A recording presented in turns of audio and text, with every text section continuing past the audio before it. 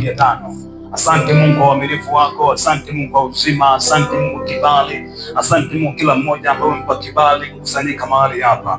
Angalia Mungu, leo tunakwenda kufinalize Bwana, jua tutakwenda kujifunza, tunapokwenda kufinalize Bwana kwa maombi, malengo yetu, mahitaji yetu Bwana siku ya leo. Mungu katuonekanie Bwana, Roho Mtakatifu Bwana ukajizilishe mwenyewe, kila alifika mahali hapa. Neema yako ya kiungu Bwana ikasimame. Mungu endelea kufungua milango yako Bwana ya baraka, endelea kufungua milango yako Bwana ya baraka. Kila alifika mahali hapa Bwana asiondoke kama alipokuja, katika jina la Yesu Kristo wa Nazareti uliye hai. Katika jina la Yesu Kristo wa Nazareti uliye hai. Asante Mungu kwa uaminifu wako. Wapo ambao Bwana walianza Mungu katika huduma hii toka tunaanza Jumatatu, walianza wakiwa na changamoto za kiafya, lakini mpaka leo Mungu tunakwenda kuhitimisha. Mungu mwaponya.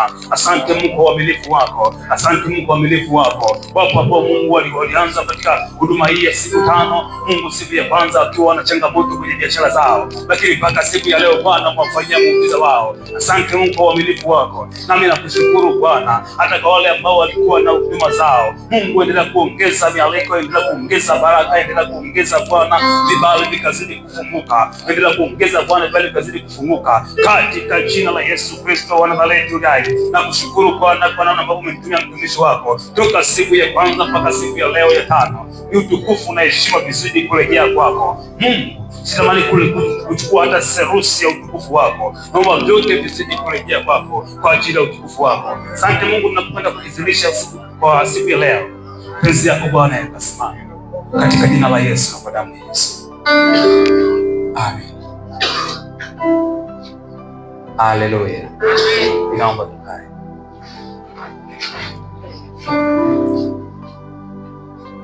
Bwana Yesu asifiwe sana. Yesu asifiwe.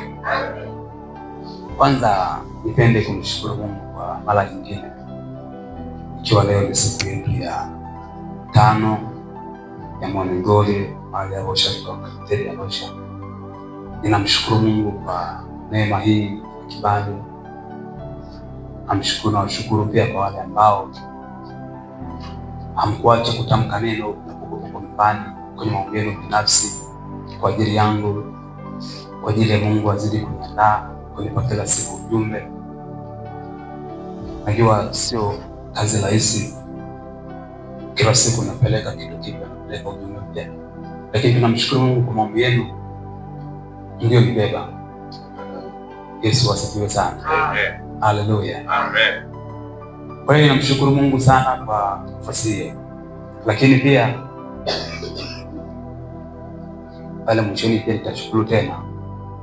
Nashukuru kwa kutenga muda wako pia kuhusudia wewe pamoja. Haleluya. Amen. Unajua kuacha ile baridi ya asubuhi sio kazi rahisi, lakini ninajua kwa sababu unajua thamani ya Mungu unayemtumikia, uliona sio kitu. Haleluya. Amen. Nami pia huko nilikuwa ninatoka, unajua kutoka kwa Ilbolo nakuja mpaka hapa. Kuna juzi nilikuwa ninaamka namtafakari Mungu, nasema hii baridi Mungu, lakini kwa ajili ya kazi yako acha niwe. Amen. Haleluya. Amen. Kristo asifiwe sana. Amen. Tunamshukuru Mungu ambaye anatutia nguvu. Wakati mwingine unaona changamoto, lakini bado Mungu anakutetea.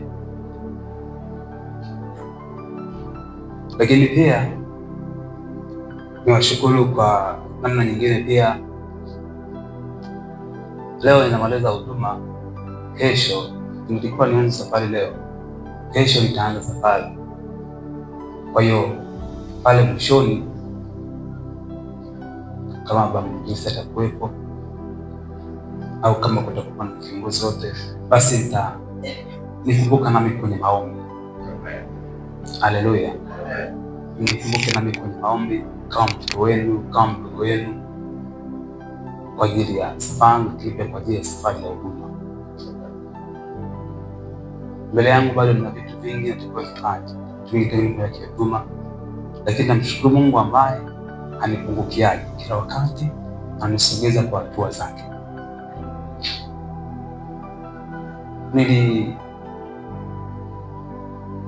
ninapoanza huduma nilikuwa natamani sana ninapoenda kufundisha watu pia wao wanapokea, wao wanaweza kunifuatilia kwenye mitandao ya kijamii. Nilianza huduma sana, nilikuwa na kasimu KDB 16. Haleluya. Nikawa nikienda kufanya huduma, nikipiga picha kale kasimu kanajaa. Napiga picha nikiwa na maana kwamba na rusha kwenye mitandao, wale ambao wananikumbusha maombi wasiti kuliko kwenye maombi, wajue kama nilikuwa mahali fulani, nilikuwa mahali fulani, nilikuwa mahali fulani. Basi ninamshukuru Mungu kwa neema yake kwa 2021 sijui na ngapi. Nimeanza hii safari ya huduma ya kuzunguka vyuoni nimeanza 2021. Lakini Mungu alinipa neema ya kwanza kuhubiri mwaka 2014. Kwa mara yangu ya kwanza tunaanza kuhubiri. Nilikuwa niko Sunday school. Haleluya. Ile hubiri niliokoka, nilimpa Yesu maisha, ilikuwa mwaka 2010. 2014 ndio Mungu akaanza kunipa neema ya kuanza kuhubiri. Nakumbuka mahubiri yangu ya kwanza aliniandaliaga baba yangu nikiwa Sunday school. Mwaka unaofuata baba yangu pia akawa anatarajia ataniandalia mahubiri. Sasa akiwa anajiandaa kuja kuniandalia mahubiri, na ategemea ninampelekea notebook aniandalie, anashangaa notebook yangu nampelekea imekwisha kujaa, nimeandika mwenye mahubiri. Nakumbuka siku ile wakati naandaa nilikuwa namshangaa sana Mungu. Nilikuwa naandika alafu na Mungu, hivi ni nani niambia inaandika hivi? Lakini kumbe ni Roho Mtakatifu. Wakati ule nilikuwa sijui Roho Mtakatifu. Haleluya. Sasa nimekupa huo ushuhuda na huo uzito uzidi kunisogeza mbele za Mungu kwa maombi. Kama toka 2014 ninamshukuru Mungu kwa hiyo neema ambayo amenitengenezea ulinzi mpaka sasa. Ninamshukuru Mungu, lakini pia ni maombi ambayo wapendwa ninaowashirikisha wananikumbuka. Kwa hiyo nawe pia naomba nawe uwe mmoja wapo wale ambao watakuwa kwenye maombi, nawe pia uwe mmoja wapo. Nimejaribu kidogo kuanzia mbali. Kwa hiyo kutoka 2014, 2021 hapo nikawa na kasimu hako. Nikaendelea mbele, nikatamani wote wanaona. Namshukuru Mungu akanipa neema nikapata simu kubwa ambayo itakuwa inaweza ina storage kubwa. Nikaanza kuchukua zile video za masomo, nikawa naziposti pale pole. Nataka uone namna ambavyo namshukuru Mungu ninaposogea. Unajua hatua ni hatua. Hata kama ni katherusi lakini unasogea. Haupasi kukata tamaa kwenye hatua nayo piga. Kwa hiyo ninamshukuru Mungu, nikaanza kwenda pole. Mitandao labda ya WhatsApp, nikaanza kwenye Instagram. Sijui ni mwaka juzi, sijui mwaka jana, juzi kama hicho. Nikapata kasteni hiyo unayoiona. Kabla ya hii hapa. Mwisho wa siku nikaanza kufundisha somo. Nina rekodi lote video. Linarushiwa YouTube. Linabariki na wengine. Haleluya. Kwa hiyo support bado yako na nahitaji. Na pia unaweza kwenda YouTube ukasubscribe kule. Unapokwenda kufundisha au unapofundisha masomo, na wewe ni mmoja wapo kusikia. Pia utakuwa umenisupport mimi. Umenitia moyo. Haleluya. Inavunja moyo sana unapoenda kuhubiri alafu ukuti mtu. Wewe unanisikia au unaposti somo alafu amna mtu anayejua. Haunisikii vizuri. Lakini wewe ukifanyika hivyo unakuwa umenitia moyo. Bwana Yesu asifiwe. Kwa hiyo mwisho wa siku malengo yangu niomba Mungu huu mwaka Mungu anisaidie nipate kamera. Kwa hiyo nikumbuke kwenye maombi. Maombi yangu kwa Mungu. Tutakapoenda kufunga natamani tukafanye maombi sana. Kwa hiyo maombi yangu kwa Mungu huu mwaka Mungu anisaidie nipate kamera kwa ajili ya huduma. Kwa hiyo naomba nayo pia uzidi kunikumbuka kwenye maombi. Haleluya. Support yako ya kifedha nahitaji, lakini pia support yako ya maombi. Napendaga sana kutanguliza maombi, kwa sababu unaweza ukanipa fedha alafu nikajikuta nimeshindwa kumtumikia Mungu kwa kazi zile ambazo nataka nimtumikie. Haleluya. Kwa natamani Mungu, niomba Mungu kila anachonipa kwenye huduma kifanyike baraka ya kuzidi kuwafikia wengi zaidi. Haleluya. Kwa hiyo uzidi kunikumbuka kwenye maombi, kwenye safari ya huduma, uzidi kunikumbuka nitakapoanza safari, bado nitakuwa na ratiba nyingine kuelekea Dodoma, za kuelekea Kigoma, za kuelekea Tanga, Dar es Salaam. Uzidi kunikumbuka kwenye maombi. Yesu asifiwe. Kwa sababu leo ndio siku ya mwisho. Kwa hiyo lakini pia tuna vitabu. Hivi vitabu ni vichache, zipo kwa vichache. Kwa hiyo ukinunua pia unakuwa umesupport, lakini pia itaweza kukusaidia kuongeza maarifa. Sio lazima ununue kwa ajili yako, lakini ununue na watoto wako. Bwana Yesu asifiwe sana. Haleluya. Leo kwa sababu natamani leo tukafanye maombi. Tukafanye maombi maalum kwa ajili ya, kama wanaandika maombi maalum ya kumkumbusha Mungu juu ya sadaka ulizotoa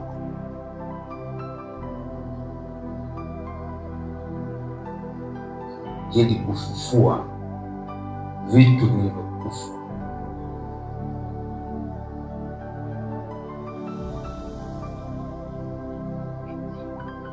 Kwenye mipango yako.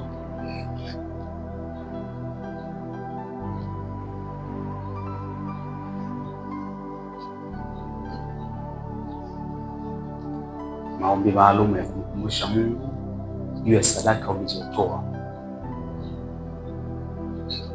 ili kufufua vitu vilivyokufa kwenye mipango yako.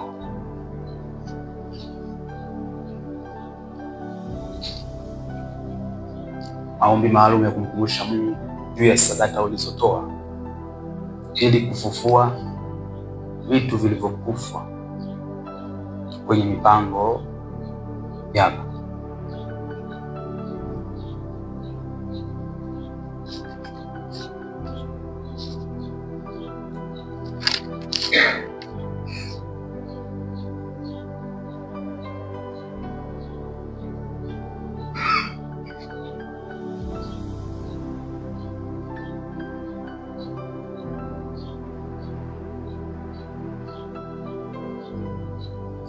Naomba nianze kitabu cha Malaki sura ile ya 3 mstari wa 10.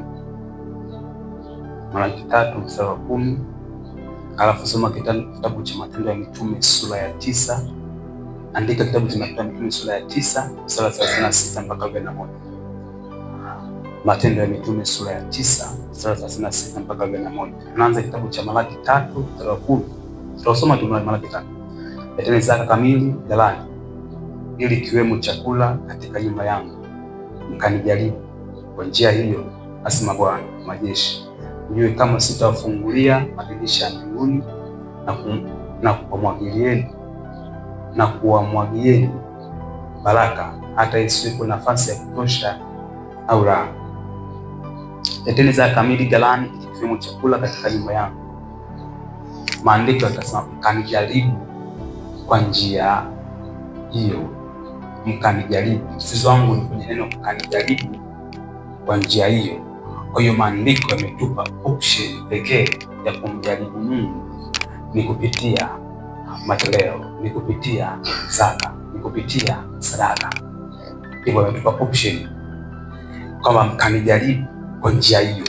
Sijajua kama sawa Biblia inavyosema, lakini sijajua kama kuna mahali pengine Mungu ametumia neno mkanijaribu kwa namna yote, lakini kwenye zaka au kwenye sadaka ndio amesema mkanijaribu kwa njia hiyo.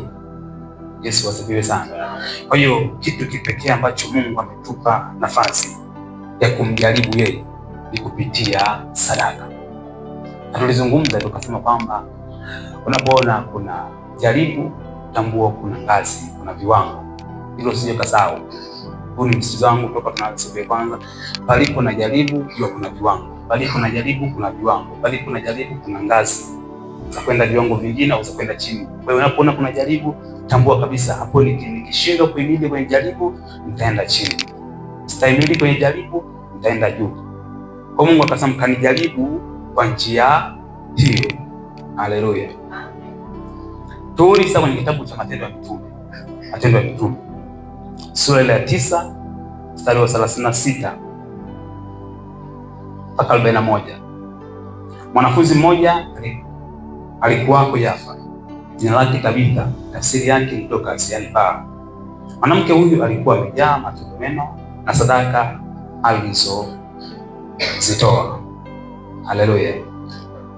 Mwanamke huyu alikuwa amejaa matendo mema na sadaka alizozitoa. Naomba nirudie tena. Mwanamke huyu alikuwa amejaa matendo mema na sadaka alizo. Neno lilotumika alizo, huu ulikuwa ni wakati uliopita. Alizozitoa. Okay? Kwa hiyo alikuwa amejaa matendo mema, lakini pia alikuwa anatoa sadaka. Tuendelee mbele. Sura 37. Ikawa siku zile akaugua. Kabla hajaugua alikuwa amejaa matendo mema na alikuwa anamtolea Mungu sadaka.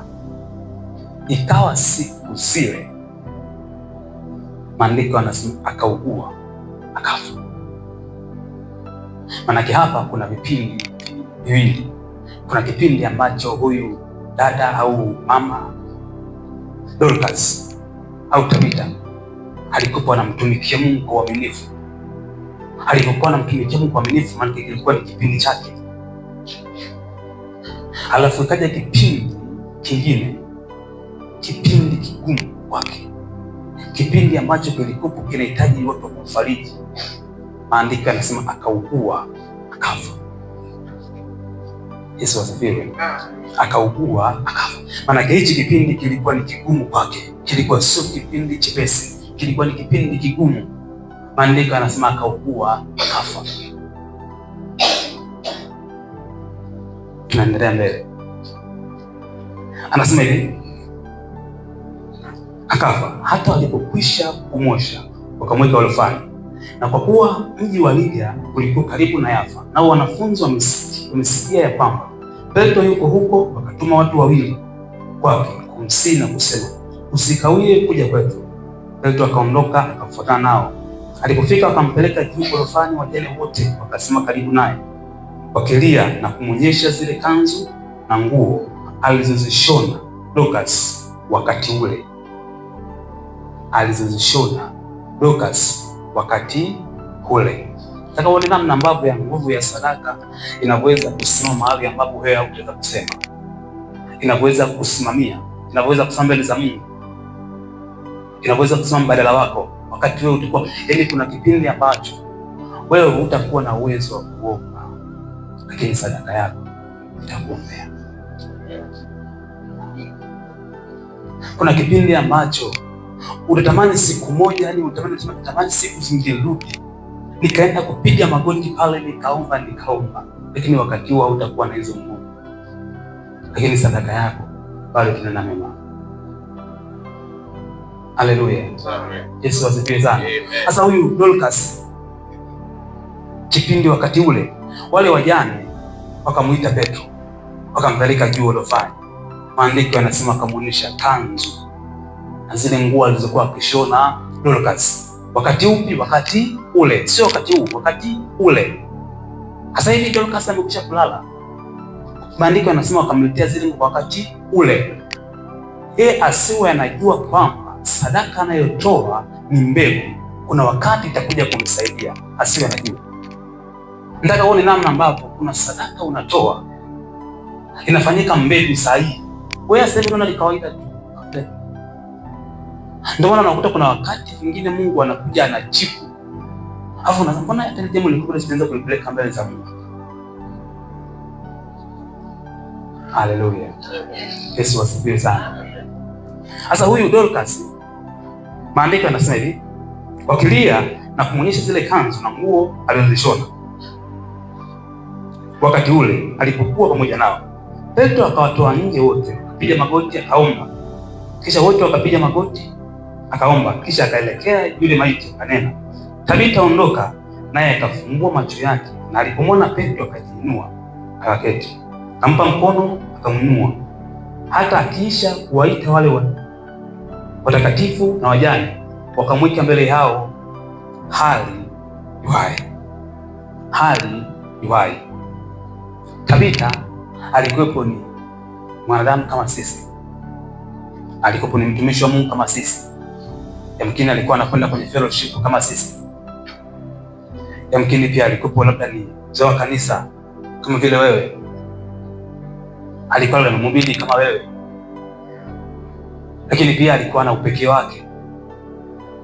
Maandiko yanasema alikuwa anatoa sadaka. Haleluya. Sadaka alizokuwa anatoa hakuwa anatarajia au hakuwa anategemea, au yamkini alikuwa anategemea kuna siku nyakati zitakuja zitakuwa ngumu, lakini hakuwa anajua sadaka alizokuwa anatoa saa hii zitakuja msaidia wakati ule ambapo yeye hawezi. Siku ambapo anajikuta ameugua akafa, wale watu wakachukua zile sadaka wakaenda kumuonesha. Leo nataka tukafanya maombi haya. Hebu tukamkumbushe Mungu toka ulipoanza kutoa sadaka. Hebu tumkumbushe Mungu. Haleluya. Amen. Yamkini leo hii tunapozungumzia habari ya Dorcas kuvuka, sisi yamkini kuna miradi yako ilikuwa iko vizuri kabisa, biashara zako zilikuwa ziko vizuri kabisa, zimefika hatua ni kama zimekufa. Kupitia sadaka yako tukamkumbushe Mungu kafufuka. Amen. Kuna ile mikakati yako, huduma yako, kile kibali, ulikuwa na kibali kikubwa sana cha huduma, yamkini kimefika hatua, kimepitia changamoto nyingi sana, kimefia, kimezofika, kimekufa kabisa, kimepotea kabisa, kimepoteza kibali. Hebu leo tukamkumbushe Mungu, tumwambie Mungu, hebu kumbuka. Sijaanza kuja leo hapa madhabahuni Mbarikitete, sijaanza kuja leo. Naomba Mungu ukumbuke, naomba Mungu ukumbuke. Yamkini nilikuwa niko mtumishi mzuri, nilikuwa na kiu ya kusoma Biblia, nilikuwa na kiu ya kuimba, lakini ile kiu imekata kabisa, sioni kabisa. Hebu Mungu, kupitia sadaka yangu, yamkini sadaka niliyotoa yamkini hata sio bora kuliko za wenzangu wengine, lakini Mungu, kulingana na hicho hata ni kama ni 1%, naomba tu Mungu ukumbuke. Haleluya. Nasema hivi, haina maana kwamba sisi tunatoa sadaka zilizo bora sana mbele za Mungu, lakini unajua hata mwalimu anapokuwa amekaa amewapa mtihani wanafunzi wafanye, wale wanafunzi wanapojibu ile maswali, haina maana wanajibu kwa usahihi, kwa perfect. Lakini kila mwanafunzi anajibu kwa uelewa wake, na mwalimu ndio anakuja na maki kwamba huyu amepata 1, amepata 2, amepata 3. Sasa tukamkumbushe Mungu, yamkini Mungu sio wakamilifu, sisi sio wakamilifu mbele zako. Sadaka tulizotoa sio zikamilifu sana, lakini Mungu zikumbuke kwa nafasi hizo tu. Kuna vingine, kuna miradi mingine Mungu ni kama imekufa, ni kama vile imezikwa, ni kama vile imeunizwa kabisa. Kuna wakati kama huduma zimesitishwa kabisa. Yaani yamkini ulikuwa una kiu vizuri kabisa, ulikuwa una kiu ya kusoma neno, una kiu ya kuhubiri, una kiu ya kushauri watu, kuwatia moyo watu, ile kiu ghafla inapotea. Hata ukiuliza sasa imeanzaje, unaweza hata sikumbuki. Yamkini hata nguvu za kuomba zilikwisha kupotea. Hebu tukaombe Mungu, ninaomba ukumbuke sadaka yangu. Yamkini kuna wakati utafika au utaweza kuomba, ambaye Mungu, ninaomba sadaka hii ikafanyike msaada wakati ambao nitakuwa siwezi kuomba, wakati ambao siku nitakuwa siwezi, naomba sadaka hii. Mungu ukumbuke. Haleluya. Yesu asifiwe sana. Wewe unajua kuna wakati unaleta agenda hapa za kuomba, mpaka unamaliza maombi, kuna agenda nyingine umesahau kusoma.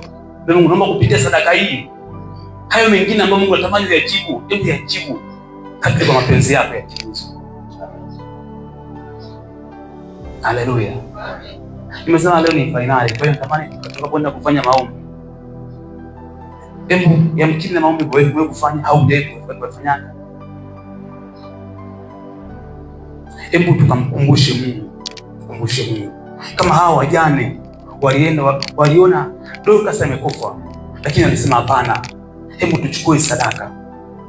Yamkini ile miradi yako, ile kiu inapotea, ile biashara ilipotea. Ulikuwa na malengo mazuri kabisa, lakini imefika hatua, ni kama vile imefika hatua umeshakatia tamaa. Unasema kabisa, mtumishi, yaani ni muda mrefu. Hata Dorcas aliondolewa kabisa uhai, lakini kupitia sadaka alirudishwa uhai. Haleluya. Yesu asifiwe sana. Kristo asifiwe. Sasa tukamwambie Mungu kwenye ile miradi, kwenye yale malengo, kwenye ile miradi ambayo iliondolewa uhai, iliondolewa mwelekeo, iliondolewa kabisa mwelekeo, iliondolewa uhai. Hebu Mungu airudishie tena uhai. Hiyo miradi airudishie tena uhai. Hiyo biashara yako iliyokufa, Mungu akarudishie tena uhai. Hiyo kazi yako ambayo imekwisha kufa, Mungu akarudishie tena uhai. Hiyo huduma ambayo walikandamiza wakasema hapa imemaliza, haiwezi kufuka, tukamkumbushe Mungu, hiyo huduma irudishiwe uhai. Hiyo kiu ya kusoma neno iliyopotea, kiu ya kuimba, kiu ya kumtumikia Mungu iliyopotea, kupitia maombi ya leo tukamwambie Mungu, tunaomba irudishie uhai. Haleluya. Amen. Yesu asifiwe sana. Kwa sababu safari bado inaendelea. Bado Mungu ana mikakati mingine nipe juu yako. Kwa sababu maadamu bado uko mzima, una mzima, tambua bado kuna mipango mingine Mungu anaiandaa. Hajataka uishi hapo. Huo mradi ambao ulisitishwa ghafla, hana maana kwamba Mungu alikuwa ndo mpango wako umefika mwisho. No. Bado Mungu anayo malengo mengine, anayo mipango mingine juu yako, ana mikakati mingine juu yako. Bado ana mikakati mingine mipya juu yako. Kwa hivyo ambavyo vilizofishwa, vilikasha tamaa, vilikufa kabisa, tumwambie Mungu, yamkini maombi yetu sio makamilifu sana mbele zako, lakini naomba ukumbuke kale kasadaka kama ulichokatoa. Kale kasadaka naomba ukumbuke. Yamkini ni kadogo sana, ni kadogo, hakana hata ubora mkubwa, lakini Mungu ninaomba ukakumbuke. Hata kama katakuwa na 1% tu, Mungu naomba ukakumbuke tu. Mimi sijui wenzangu wametoa kiasi gani, zina ukubwa kiasi gani, lakini Mungu kupitia sadaka yangu ambayo ni kadogo hapo tu, naomba Mungu nikumbuke, naomba Mungu nikumbuke. Mwalimu anaporudi na mitihani, anapokuja kuigawa, anaposoma ile majina, hata kama una max 1, kila jina ni kwako. Hata kama una 2 lakini bado inakuwa ni kwako. Tusitamani kujua wenzetu wamepata ngapi, sisi tudili na ya kwetu. Mwambie Mungu, ninaomba ukumbuke. Kumbuka. Kuna kipindi ninafika Mungu na kuwa sina hata nguvu za kuomba, Mungu naomba unikumbuke. Kumbuka Mungu, kumbuka. Haleluya. Kumbuka Mungu, kumbuka kuna wakati nilikwenda kwenye kwaya. Wengine wakatarajia labda watalipwa, watakuwa. Wengine walitarajia labda wakienda kumtumikia Mungu na pesa nyingi sana. Lakini mimi nilikubali kutoa muda wangu, nikaacha kazi, nikaomba ruhusa. Mungu ninaomba ukumbuke. Kuna wakati Mungu niligalamikia watu, nilitoa sadaka, wakati mwingine nikatoa sadaka, sikuwa ninajali kwamba nitarudishiwa litana, nitarudishiwa faida, lakini sasa Mungu, hii natoa kwa ajili yako tu Mungu. Mungu ninaomba ukumbuke. Tukamwambie Mungu, naomba ukumbuke. Mungu ni mwaminifu sana. Haleluya. Amen. Wewe unajua yamkini hata nyingine ukumbuki ulitoa ngapi. Mungu hata zile ambazo nyingine sisikumbuki. Mimi naomba tu ukumbuke. Wanangu wanapitia hali hii. Yamkini tumeishiwa mpaka nguvu za kuomba, tuombe kwa namna gani. Lakini Mungu kupitia sadaka, naomba tu ukumbuke. Naomba ukumbuke. Haleluya. Amen. Yesu asifiwe sana. Amen. Ndamani haya maombi yachukulie uzito. Yamkini atafanyika wakati mwingine, lakini asifanyike kwa uzito namna hii. Mimi naamini kabisa kuna kitu Mungu, kuna watu wanakwenda kubadilika. Kuna majibu Mungu anakwenda kuyachilia. Kuna vifungo vinakwenda kufunguka. Kuna vitu ambavyo vilikuwa vimekufa kabisa, vimezingirwa, vilikuwa vifungo, vinakwenda kufunguka. Yaani achukulie kwa uzito, alafu omba kwenda kuomba, omba ukimaanisha. Kama ni huduma ilipoteza kibali, kama ni karama yako, sijui kama ni huduma yako ya uimbaji ilipoteza kibali, mwambie Mungu, leo ninaomba ukumbuke. Ninaomba ukumbuke sadaka. Haijalishi kwamba sadaka ya leo unasema nimeshikona sija sadaka kwa hata kama ni hiyo, lakini kumbuka na zile nyingine nilitoa. Nyingine ilisapoti watumishi. Wakati mwingine nilikuja haraka tu nikaandaa madhabahu haraka tu. Wengine akasema kila siku ana wahi tu, sio anapata faida gani? Wewe ukisema unapata faida gani? Leo tumwambie Mungu, mimi ile nilifanya kama sadaka yangu. Naomba ukumbuke. Wao wakisema kila siku huyu anakwenda ibadani, kila siku anakwenda ibadani. Wao wakiona kama vile anapoteza muda, Mungu, mimi nilifanya kama sadaka. Naomba ukumbuke. Haleluya. Naomba tusimame. Kama uko na sadaka yako hapo, shike kama ishara. Kama uko na yale malengo yako au yale mahitaji yako, yashike.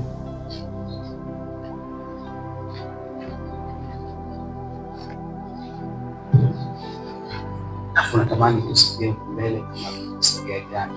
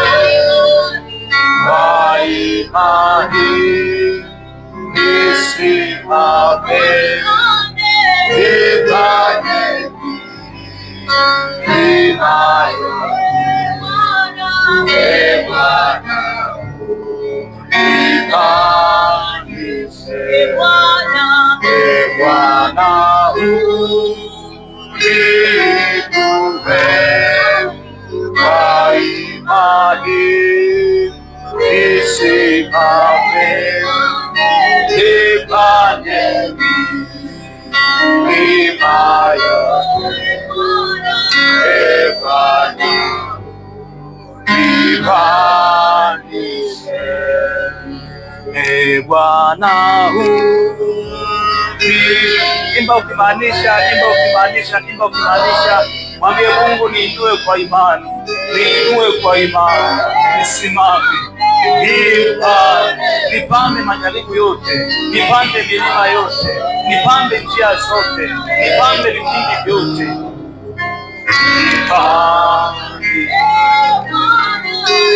Bwana